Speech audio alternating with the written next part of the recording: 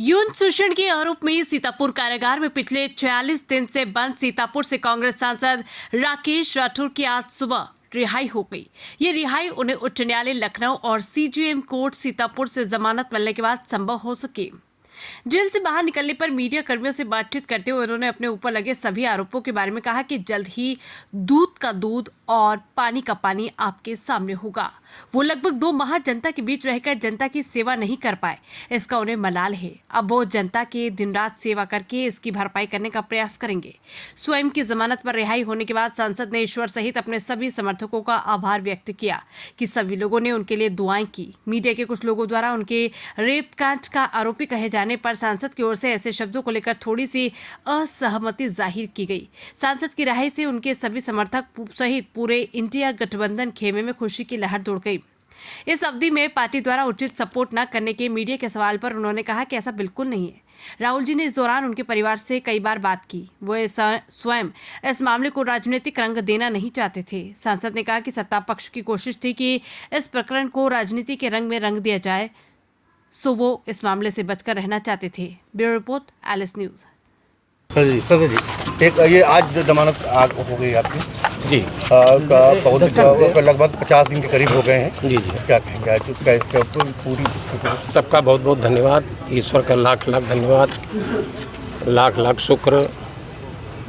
माननीय उच्च न्यायालय से और यहाँ के न्यायालय से मुझे जमानत मिली है और जिन लोगों ने इस दौर में मेरे लिए प्रार्थनाएं की, दुआएं मांगी, मन्नतें मांगी, उनका भी बहुत बहुत धन्यवाद, आभार।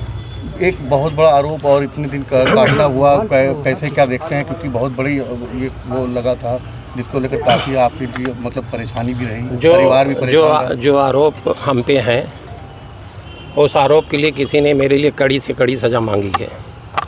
यदि ये पाप हमने किया है तो जितनी कड़ी सज़ा उन्होंने मांगी है, मैं ईश्वर से उससे भी कड़ी सज़ा अपने लिए मांगूंगा। एक काफ़ी बहुत सा समय कटा, परिवार भी परेशान रहा। ये प्रायश्चित था मेरे लिए।